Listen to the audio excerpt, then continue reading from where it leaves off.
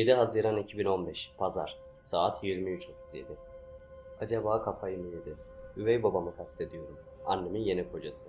Çok da yeni değil aslında. Her neyse. Adı Kerim. Önceki sayfalara bir göz attım. Ondan hiç bahsetmemişim. Herhalde bu son zamanlardaki kadar tuhaf değildi. Tuhaf alışkanlıkları var. Bunlara alışkanlık denir mi? Ondan da emin değilim. Acaba ben mi abartıyorum?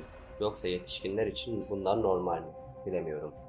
Günlüğümü garip şeylerle doldurmak istemiyorum ama bu aralar yaşadıklarım biraz garip. Aslında neyi, nasıl yazdığımın çok da bir önemi yok. Zaten benden başka okuyan olmayacak. Günlüğümü bu sevmediğim yeni odamda eski yatağımın üstünde yazıyorum. Daha önce evden de bahsetmemiş olabilirim. Evi bir türlü sevmediğimden olabilir. Ama geri dönüp sayfaları kontrol edecek değilim. Taşınalı bir ay oldu. Hala yerleşemedim. Burada yaşamayı gerçekten sevmiyorum. Bu evde beni rahatsız eden bir şeyler var. Tanımlayamıyorum. Görünüşe göre evden memnun olmayan bir ben varım. Çünkü annem ve üvey babam evi sevmiş görünüyorlar. Buranın aksine önceki evden çok memnundum. Burası gibi müstakil değildi. Yüksek bir binada güzel bir dairedeydi. Tek sıkıntısı birazcık eğikti. Pizza kulesi gibi. Bir de bayağı eskiydi ama ben seviyordum. Binayı tahliye etmemiz istendi. Yıkıp yenisini yapacaklarmış. Belki de daha yükseğini. En sevdiğim yanı da bu konumuydu. Metrobüs durağına, alışveriş merkezlerine ve özellikle de arkadaşlarıma çok yakındı. Bir kız başka ne isteyebilir? Bütün bunlardan vazgeçeceksem en azından odam öncekinden iyi olmalıydı. Ama değil. Buraya oda bile denmez. Hol gibi duruyor. Kapısı yok. Onun yerine kocaman bir boşluk var. Ve bu boşluk tam bu kata çıkan merdivenlere bakıyor. O yüzden ne zaman biri üst kata çıksa odaya giriyormuş gibi hissediyorum. Çok rahatsızlık verici. Bu odada uyumak da sıkıntılı. Her gece aynı saatte uyanıyorum. Uyanmama sebep olan ise üvey babam. Kız kardeşi 6 ay önce genç yaşta öldü. O günden sonra değişti. Daha az konuşuyor, daha az gülüyor. Daha 37 yaşında ama yaşlı görünüyor. Kamburlaştı. Uzun boyuna rağmen kamburu onu olduğundan daha kısa ve daha tuhaf gösteriyor. Daha garibi de o günden beri her gece aynı saatte kalkıp alt kata iniyor. Biliyorum. Çünkü aynı anda uyanıyoruz. Öyle olmalı. Ben uyandıktan 10 saniye kadar sonra odamın önünden geçiyor. Sessiz, kambur suretinin karanlıkta kapısı olmayan odamın önünden geçip aşağıya inişini görmek beni korkutuyor. İndiğinde ne ışık açıyor ne de televizyon. Karanlık ne yapıyor bilmiyorum. O odamın önünden geçerken cep telefonu saatine baktığımda hep aynı saati görüyorum. 03:13. Şaka gibi. Önceki evde kapılar çok gıcırdadığından sese uyanıyordum diye düşünüyordum. Ama burada kapılarda bir sorun yok. Alarm falan da çalmıyor. Yine de o her uyandığında ben de uyanmış oluyorum. 10 dakika sonra aynı ürpertiyi yeniden yaşıyorum. Aynı silüet merdivenlerden sessizce çıkıp odasına geri dönüyor. Şu kapı takılsa da her gece onun hayalet gibi yürüyüşünü görmesem. Kötü biri değil ama ne bileyim. Bu kısmı geçiyorum. Günlüğümü can sıkıcı şeylerle doldurmak istemiyorum. Şu an holümüze göz gezdiriyorum. Odam diyemiyorum. Gerçekten oda gibi hissetmem için bayağı bir değişiklik yapmam lazım. Kafamda yapmayı düşündüğüm değişikliklerle ilgili planlar var. Onları gerçekleştirdiğimde inşallah buraya odam diyebilirim. Bir kapı sipariş ettim öncelikle. Yarın takılacak. Birkaç da mobilya sipariş edeceğim. Belki yeni bir yatak ve gardırop. Yeni bir perde de belki. Yine de burayı evim gibi hissedecek miyim emin değilim. Saat 12 olmuş. Yoruldum. Salı 9 Haziran 2015 Saat 22:11. Dün yazacak fırsatım olmadı. Bugün de çok yoğundum. Okulun son sınav haftası günlük yazmak için uygun bir zaman değil sanırım. Öğleden beri de başım felaket ağrıyor. Çok yorgunum ama bu sayfayı boş bırakmayacağım. O yüzden birkaç şey yazacağım. Ama bazıları pek keyifli olmayacak. Çünkü o gün o kızı gördüm. Salak. O aptal kızdan nefret ediyorum. Ne zaman onu görsem onunla ilgili bir şey duysam tepem atıyor. Ondan nefret ediyorum. Çünkü o salyangoz beyniyle erkek arkadaşımı Demir'i ayartmaya çalışıyor. İkimizi karşılaştırmak bana hakaret olur. O yüzden karşılaştırmayacağım. Ama şu kadarını söyleyeyim. İkimizi de tanıyan birine sorsanız benim ne kadar hanım olduğumu, onun da ne kadar hanım olmadığını söyler. O yüzden benim olduğum yerde ne kadar havalı görünmeye çalışsa da içten içe özellikle Demir'in yanındayken deli gibi kıskanıyor. Demir'e sürekli sanki arkadaşıymış gibi yaklaşıyor. Ama onun içinde neler döndüğünü çok iyi biliyorum. Gerizekalı.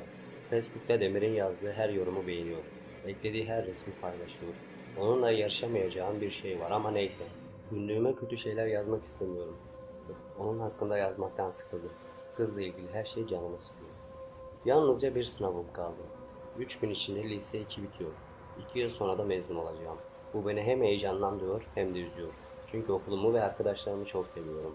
Onlardan ayrılmak istemiyorum. Ama üniversiteye de gitmek istiyorum. Bu beni çok geliştirebilecek bir şey. Kendi ayaklarımın üzerinde durmayı öğreneceğim. Ayrıca üniversiteli olmak çok havalı bir şey olmalı. Aynı lisedeki gibi.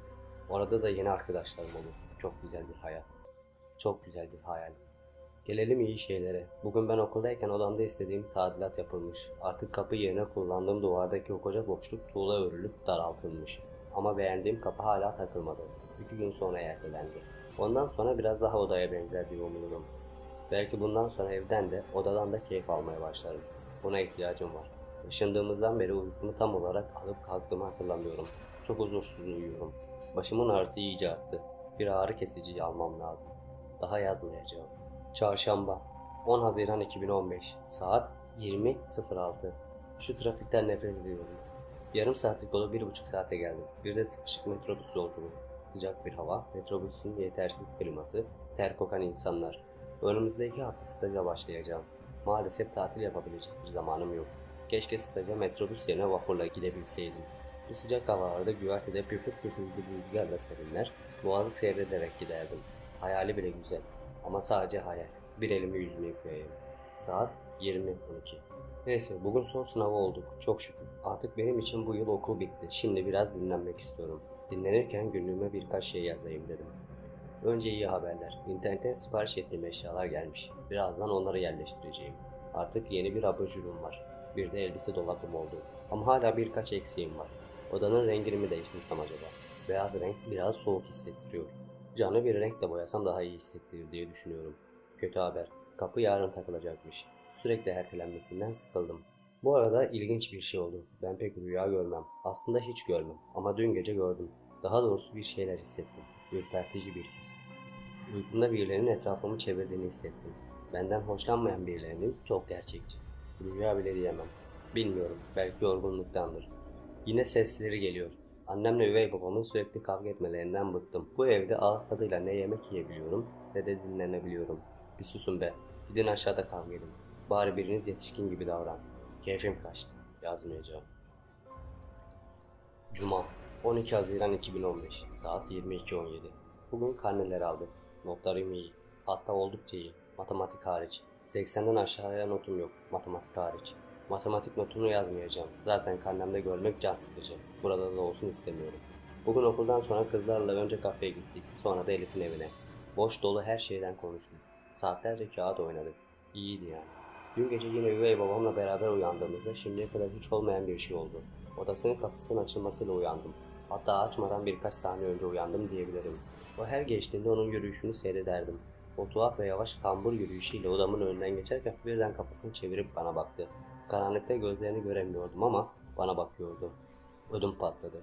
Benim olduğum tarafa hiç bakmazdı. Bir şeyler demeyi düşündüm ama o şekilde birkaç saniye durdu. Sonra merdivenlerden aşağıya indi. Odam karanlıktı ama beni gördü mü diye de tedirgin oldum. Uyanık olduğumu anladım acaba. Dönüşte onu görmemek için sırtımı o tarafa döndüm. Tekrar durup baktı mı bilmiyorum ama iyi korkuttu beni. Gün geçtikçe daha garipleşiyor. Kafayı mı yedi bunlar? Bu onun yürüyüşünü gösterdiğim son gece olacak inşallah. Çünkü kapı sonunda takıldı.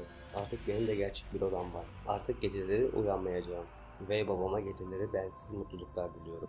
14 Haziran 2015 Saat 08.56. Bu sabah garip bir merak duygusu var içimde. Ama bu sıkıntılı bir his değil. Aksine kendimi küçük, yaramaz bir kız çocuğu gibi hissettiren bir şey. Her gece olduğu gibi bu gece de üvey babam ve ben 03.13'te uyandık. 2 gece önce bana bakması beni biraz korkutmuştu ama artık kapım vardı. Beni göremeyeceğini bilmenin rahatlığıyla yatakta oturup onu dinliyordum. Ağır ağır attığı adımlarının seslerinden kapımın önünden geçip merdivenlerden aşağı indiğini duyabiliyordum. O sırada içime bir merak düştü. Bunca zamandır aşağı inip ne yapıyordu bu adam? Yataktan dikkatlice indim. Odamın kapısını yavaşça açıp aynı sessizlikle tahta merdivenlerden aşağıya indim. Merdivenin son birkaç basamağına geldiğimde durup aramızda kalan duvardan yavaşça kafamı uzatıp ne yaptığına baktım. Salonun solunda kalan duvardaki boy aynasının önüne dikilmişti. Aynaya çok yakındı. Kolları aşağıda aynaya bakıyordu. Öyle garip bir duruşu vardı ki sanki askıya asılmış bir kıyafet gibi duruyordu. Ne kadar şaşırdım anlatamam. Ben bir koltukta oturup düşüncelere daldığını falan düşünüyordum. Onu o halde görünce içime bir ürperti geldi. Sanki bir şey fısıldadığını duydum ama emin değilim. Çok durmayıp odama geri çıktım. Şimdi yazarken bile çok garip geliyor. Her gece aynanın karşısına mı geçiyordu? Yoksa bana mı öyle denk geldi anlamıyorum. Hala tatmin olmadım. Bu gece saat kurup ondan önce kalkıp tam olarak ne yapıyor öğreneceğim. Ne yaptığını çok merak ediyorum. Pazartesi 15 Haziran 2015 saat 07.43. Çok korkuyorum. Bütün gece korkudan uyuyamadım. Hepsi aptal merakım yüzünden. Bununla ilgili bir şey yazmak istiyorum. Aklıma geldikçe kusacak gibi oluyorum. Yazamayacağım. Saat 09.27. Bir şeyle meşgul olmazsam korkum iyice artıyor. Yaşadıklarım tekrar tekrar gözümün önüne geliyor. Üvey babamın işe gittiğini duyunca tekrar günlüğümü elime aldım. Kahvaltıya yanlarına inmedim. Yataktan bile çıkmak istemiyorum. Dün gece olanlardan sonra onunla karşılaşmak istemedim. 2 saat önce yazmak istemiyordum. Şimdi ise bir şeyler yazarsam rahatlayacağımı hissediyorum. Yazmaya nereden başlayacağımı da bilmiyorum. Allah'ım, inanmak istemiyorum olanlara. Annem sesleniyor. Saat 09.35. Annem geldi. Kahvaltıya niye inmediğimi merak etmiş. Karnım ağrıyor dedim. Yalan değil. Midem kasılıp duruyor zaten. Olanları yazacağım ama nasıl anlatabilirim bilmiyorum. Üvey babamın her gece aşağı indiğinde o 10 dakika boyunca ne yaptığını öğrenmek istiyordum. Yatmadan önce telefon alarmını 03.00'a kurdum. Uyanınca da dikkatlice bir şekilde hemen odamdan çıkıp planıma uygun olarak merdivenin altına gizlendim. 10 dakika sonra odasının kapısının açıldığını duydum. Birkaç saniye sonra merdivenin tahta basamaklarından gıcırtı gelmeye başladı. Ağır adımlarla merdivenlerden iniyordu. Çok heyecanlıydım. Bir yandan da yakalanmaktan korkuyordum. Üvey babam son basamaktan değince dikkatlice merdivenin altından kafamı uzattım. Kolları aşağıda salondaki büyük boy aynasına doğru yürüyordu. Merdivenden iyice uzaklaştığımda hemen merdivenle onun arasında duran konsolun arkasına geçtim. Buradan ona çok yakındım. Kafamı göz hizasında kaldırdım. Sağdaki geniş pencereden giren sokak lambasının ışığı salonu dolduruyordu. Üvey babamın yüzünü açılı bir şekilde görüyordum. Aynadaki yansımasında yüzünün bir kısmı aydınlık, bir kısmı gölgeli görünüyordu. Yüzünü rahatça seçebiliyordum. Ben onu seyrederken o da fısıldamaya başladı. Ne dediğini anlamıyordum ama hep aynı şeyleri tekrarlıyordu sanki. Ne söylüyorsa hep kendisinin hem de yansımasında dudaklarının kıpırdadığını rahatlıkla görebiliyordum. O zamana kadar heyecanla onu seyrederken birkaç saniye sonra şimdiye kadar gördüğüm en korkunç şeyle karşılaşacağımı bilmiyordum. Yazarken bile derin derin nefes almak zorunda hissediyorum. Üvey babamın fısıldaması 30 saniye kadar sürdü. Ne kadar uğraşsam da ne dediğini anlamıyordum. Sonra birden konuşması durdu ve yeniden başladığında konuşan o değildi. Yansıması konuşuyordu. Sanki talimat veriyor gibiydi. Yansımasının aksine onun dudakları kıpırdamıyordu. Yansıması sustuğunda o da fısıldıyor, o sustuğunda yansıması fısıldıyordu. Artık iki farklı ses duyuyordum. Üvey babamın başı sağa doğru hafifçe eğikti ve itaatkar bir duruşu vardı. Yansımanın başı dikti. Ama bunun dışında bir fark yoktu. Bir şey hariç. Yansımanın sesi çok derinden ve korkutucu geliyordu. Bir homurtu gibiydi. Böyle fısıldaşmaya devam ederken aniden yansıma bana baktı. Kerim hala yansımasına bakıyorken yansıması başını bana doğru çevirdi. Gözlerinin olduğu o gölgeli kısımda iki küçük uğursuz parıltı vardı. Allah'ım, hatırladıkça içim titriyor. Uyanıkken kabus görüyordum. Yansıma bir şeyler söyledi ama bu defa fısıldama gibi değildi. Daha güçlüydü. Söylemesiyle birlikte üvey babam başını bana çevirdi. Hemen eğildim. Sonra da ellerimin üzerinden neredeyse emekleyerek hızlı ama sessizce merdivenlerden çıktım. Hangi ara odama girip yatağıma girdim hatırlamıyorum. Yorganı burnuma kadar çekmiştim. Üvey babamın tekrar merdivenden çıktığını duyuyordum. Bu sefer sert adımlarla çıkıyordu. Her adımında aklım yerinden çıkacak gibi oldu. Sonunda en üst basamağa bastı. Lütfen git diye fısıldıyordu. Lütfen git. Ayak sesleri kapımın önünde kesilmişti. Korkudan zangır zangır titriyordum. Sanki kendimi tutamayıp çığlık atacakmışım gibi bir elimle ağzımı sıkıca kapattım. Sonra kapı kolu yavaşça dönmeye başladı. Uyanık olduğumu anlamasın diye gözlerimi iyice kıstım. Ama tamamen kapatamadım. Hem korkuyordum hem de görmek istiyordum. Kapı iyice açıldığında kapı kolumu bıraktı. Aynanın önündeki gibi durup bana bakıyordu. Karanlık olduğundan yüzünü seçemiyordum ama bana baktığını biliyordum. Dakikalarca beni seyretti. Kalbim duracak gibiydi. Zaman geçmek bilmiyordu. Sonra kapıyı kapattı ve her zamanki ağır adımlarıyla odasına gitti. Kapısının kapandığını duyduğumda ne kadar rahatladım anlatamam. Ama korkudan ne ışığı yakabildim ne de yataktan çıkabildim. Gün ağarana dek yatakta durdum. Tekrar gelir mi diye. Korkarak sürekli etrafı dinledim. Bunları kimseye anlatsam inanmaz. Kendim bile inanmak istemiyordum. Saat 23.32. Yine ben. O hafta haftası. Kendime nasıl kızıyorum anlatamam. Merakım beni ne hallere düşürmüştü. Gece olanlardan sonra evde kalamadım. Erkenden dışarı çıktım. Akşama kadar sağda solda salak gibi gezdim. Öğleden sonra Demir aradı ama açmadım. Konuşmamdan bir şeyler olduğunu anlayabilirdi. Mesaj atıp hastalandığımı söyledi. Sürekli insanlara açıklama yapmak zorunda kalmak sinir bozucu bir his. Normalde bugün staja başlayacaktım ama bu halde nasıl gidebilirdim ki? Arayıp hastalandığımı birkaç gün sonra gelebileceğimi söyledim. Neyse ki problem olmayacağını söylediler ve rahatladım. Sonra da ablamı arayıp bu gece onda kalmak istediğimi söyledim. Şu an onlardayım. Yatağa uzandım. Ablamlar yarın işe gideceklerinden erken yattılar. Burada kendimi daha güvende hissediyorum. Üvey babamla yaşadıklarım beni çok sarstı. Hatırlamak istemediğim halde bütün gün aklımdan çıkmadı. Yaşadıklarım o kadar gerçek dışı ki sanki onları başkası yaşamış gibi hatırlıyorum. Şimdi bir şeyler yazmak için günlüğümü açtığımda o kısımları görmemek için sayfaları hızlı çevirdim. Gündüzki huzursuzluğum karanlık çöktüğünde arttı. Ablama bir şeyler anlatamadım. Ama halimden bende sorun olduğunu anlamıştı. Sağ olsun şu ana kadar ne olduğunu öğrenmek için beni sıkıştırmadı. Ama muhakkak öğrenmek isteyecektir. Salı 16 Haziran 2015 saat 00:27. Uyku tutmuyor. Eve gitmek istemiyorum. Üvey babamla karşılaşmak istemiyorum. Yüzünü görmek istemiyorum. Ablama bir şeyler anlatmadan da birkaç gün daha burada kalamam. Böyle bir şey nasıl anlatılır ki? Ablam aslında bu tür şeylere inanır. Ama böylesine de inanır mı bilmiyorum. Ayrıca inansa ne değişecek? Ve eve eninde sonunda gitmek zorunda kalacağım. Yazdıkça içim daralıyor. Allah'ım bana yardım et. Başka kimden yardım isteyebilirim ki? Saat 13:18. Sabaha kadar ışık açık odada durdum. Orada ağladım. Demir'le mesajlaştık. Ona olanları anlatamadım. Annemle tartıştık. Biraz keyifsizim dedim. Ne yazdık, ne anlattık. Pek hatırlamıyorum. Öyle vakit geçti işte. Sabah ablam işe gitmek için evden çıkmadan önce bana bakmaya geldi. Gözlerim kıpkırmızı yatakta oturduğumu görünce bütün gece uyumadığımı anladı. Ben akşam gelene kadar bir yere gitme. Geldiğimde konuşuruz. Neymiş derdim bakalım. Ben de tamam dedim. Sonra da uyudum. Az önce annemin aramasıyla uyandım. Dün WhatsApp'tan ablamlarda kalacağım diye mesaj atmıştım. Bugün kaçta geleceğimi öğrenmek istemiş. Benim için lazanya yapacakmış. Lazanya düşünecek hali yok benim. Tabi ona öyle bir şey diyemedim. Ablamlarla plan yaptık, dışarı çıkacağız. Bu gece de burada kalacağım diye yazdım. Tamam o zaman. Yarın gelince yaparım diye cevap verdi. Yarın veya başka bir gün nasıl gideceğim oraya? Anneme de yalan söylemiş oldum ki yalan söylemekten ve de söylenmesinden nefret ederim. Ama bu olayların doğrusu nasıl anlatılır? Ne diyeceğim anneme? Kocan aynada kendisi olmayan kendisiyle mi konuşuyor? Ondan talimat alıyor. Sonra da odamın kapısını açıp dakikalarca bana mı bakıyor diyeceğim. Gündüz gündüz içim daraldı yine. Kafam durdu. Bir şey düşünemiyorum. Saat 15:32. Açım. Ama hiçbir şey hazırlayacak halim yok. Yiyebilecek halim de yok. Saat 17:57. Bu saate kadar hiç dışarı çıkmadım. Ablamı bekliyorum. Sürekli gördüklerimi nasıl anlatacağımı düşündüm. Anlatabilmenin makul ve mantıklı bir yolunu bulamadım. Artık gördüğüm şekliyle anlatacağım. Nasıl tepki verecek acaba? Delirdiğimi mi düşünecek? Yoksa üvey babama iftira ettiğimi mi söyleyecek? Adam da iyi birisi. Şimdiye kadar bir kötülüğünü ya da garip bir halini görmedim. Gece evin içine gezmesi dışında. Anneme garip gelmiyor mu? Her gece aynı saate kalkıp evde dolaşması. Fark etmemiş olması mümkün mü? İçim dışım soru oldu. Kafam patlayarak. Ablama anlattıktan sonra bana inansa bir gece daha kalabildim. Belki iki. Sonra ne olacak? Ne olacağı belli. Yine eve döneceğim. Babamın yanına giderdim de staj yapacağım şirkete uzak. Ablama mesaj atıp ne zaman geleceğimi sordum. Beklemekten çok gerildim. Şu sıralar gelmesi lazım. Mesajıma cevap verdi. Birkaç dakikaya evde olurum yazmış. Hadi kızım ya. Gel artık. Saat 21:21. Her şeyi ablama anlattım. Beni üzen şeyin sevgilimle aramdaki bir sorun olduğunu düşünüyormuş. O yüzden ona anlattığım şeyleri çok şaşırdı.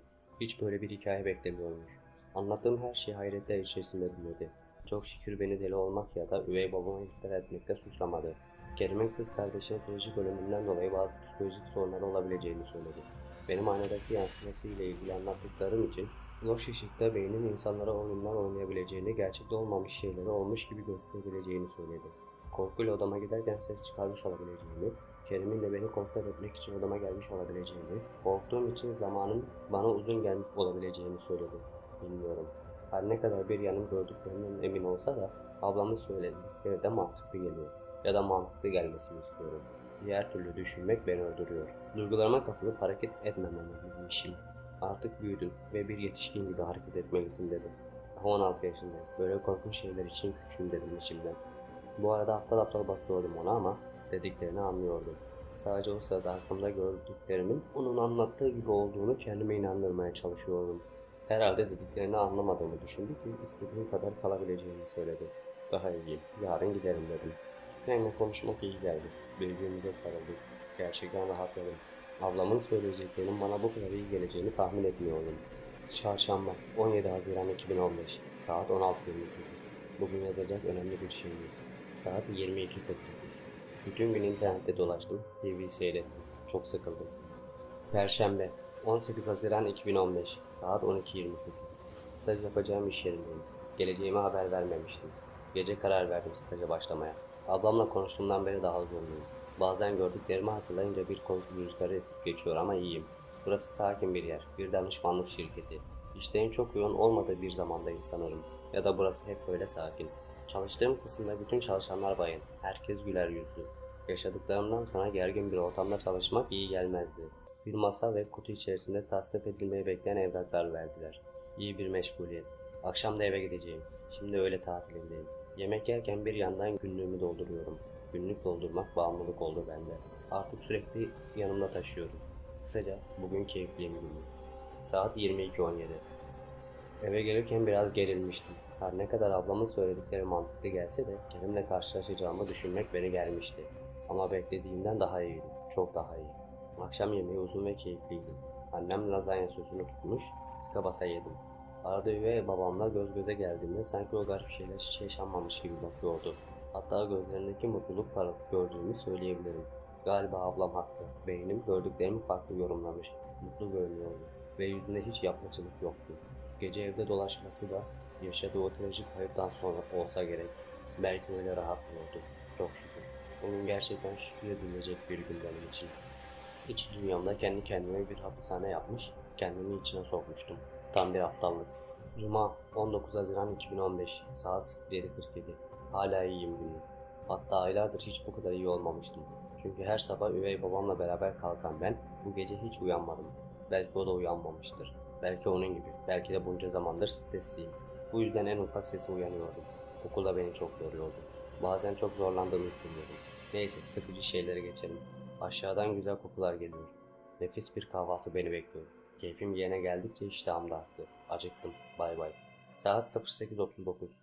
Hevesle indiğim kahvaltıdan keyifsiz bir şekilde kalktım. Dün akşam yemeğindeki neşe bu sabah kahvaltıda yoktu. Başlarda annemle keyifli bir şekilde sohbet ediyorduk. Gayet iyiydi. Bir ara sohbete üvey babamın hiç katılmadığını fark ettim. Gergin duruyordu. Ne anneme ne bana kahvaltı boyunca bakmadı. Bir şeyler söylediğini de hatırlamıyorum. Kahvaltısını bitirmeden de kalktı gitti. Anneme bir sıkıntı mı var dedim. Yo nereden çıktı bu şimdi dedi. Ben de bir şey demeden çıkıp gitti dedim. Bilmem fark etmedim dedi. Umursamıyormuş. Ben de beni de ilgilendiriyorsa salak bir kız kardeşin ölümünü oyuna etkilemiş olabileceğini söyledim. Annem bu konuyu açmama şaşırmıştı. Kız kardeşi öldü kolay değil tabii ki. Ama kaç oldu kızım? Bir iki ay üzüldü bitti. Şimdi gayet iyi. Annem böyle söyleyince şaşırdım. Ve yine aptal gibi. Bu adam her gece aynı saatte kalkıp karanlıkta evin içinde dolaşıyor ya. Nasıl gayet iyi biliyorsun dedim. Ne diyorsun Sahle dedi. Ne dolaşması? Hani geceleri dolaşıyor ya dedim. Kızım sen iyi misin? Kimsenin dolaştığı falan yok. Aynı yatakta uyuyoruz. Kalksa haberim olmaz mı? Tövbe tövbe dedi. Kahvaltıya oturduğumuzdan beri ne alıp veremediğim var adamla. Böyle deyince ben de daha üstelemedim. İkimizin de keyfi kaçtı. Gerçekten haberi yok mu? Yoksa kocasının garip hareketlerini fark ettim diye mi kızdı? Aman bana ne be. Çok sıkıldım bu evden ya. Herkes bir manyak. Meyde manyak diyecekler sonunda. Saat 23:47. İşten sonra Demir'le buluşup yemek yedik. Dışarıdan bu kadar gergin göründüğümü bilmiyordum Demir. Bir şeyin mi var? Gergin görünüyorsun dedi. İşte yorulmuş olmalıyım dedim. Yorulmuş görünüyorsun demedim. Gergin görünüyorsun dedim dedi. Ben de annemlerle pek anlaşamıyorum bu aralar. Eve de alışamadım. Onlar da dedim. Neyse ki çok üstelemedim. Demir'e her gece üvey babamla uyandığımı, üvey babamın evde karanlıkta dolaştığını söylemedim. Böyle söyleyince gerçekten tuhaf bir aile olduğumuzu düşünüyorum. Çantamda telefonumu çıkartırken günlüğü fark ettim. Günlük mü tutuyorsun dedi. Evet dedim. Tereddütle. Sanki utanılacak bir şey yapıyormuşum gibi. Ama gerçekten de utanmıştım. Psikolojik sorunu olanlar günlük tutarmış gibi geliyor bana. İnsan niye kendi yaşadıklarını hissini kendine anlatsın ki? Bende de var bir sorun demek ki. Bakmak istedi. Tabii ki göstermedim. Günlüğümü en çok uzakta tutmak istediğim kişi oydu. Okuyup da kafaya yediğimi düşünmesini istemedim. Çantamı kapatırken senin günlük tutacağın hiç aklıma gelmezdi dedi. Ben de neden diye alınmış gibi bir soğudum. Genelde işe kapanan kızlar günlük tutar falan dedi. Yani ben hep öyle düşünmüşümdür dedi. Sorunlu olduğumu mu söylemeye çalışıyorsun dedim. Yüzün ciddi görünüyordu. Benim öyle tepki vermeme şaşırdı. Yüzü kızardı. Hayır tatlım öyle şey olur mu diye durumu kurtarmaya çalıştı. Ben de gülüp şaka yaptım şaka. Benim günlüğümü okumaya çalışır mısın? İşte böyle mosmor olursun dedi. Çok fenasın dedi. Rahatlamıştı ve benim sevgilim bazen çok salaklaşıyor. Onu dumur etmek çok hoşuma gitti. Çünkü salaklaşınca çok sevimli oluyor. Bayılıyorum ben ona. Yemek ikimiz için de çok keyifliydi. Sonra da sinemaya gittik. Film pek güzel değildi. Ama kafamı dağıtmaya yetti. Demir beni eve bıraktı. Eve geldiğimde Kerim ile annem TV seyrediyorlardı. Ne keyifli ne de keyifsizlerdi. İyi geceler deyip odama çıktım. Artık onları takmayacağım. Keyfimi kaçırmalarına izin vermeyeceğim. Ne halleri varsa görsünler.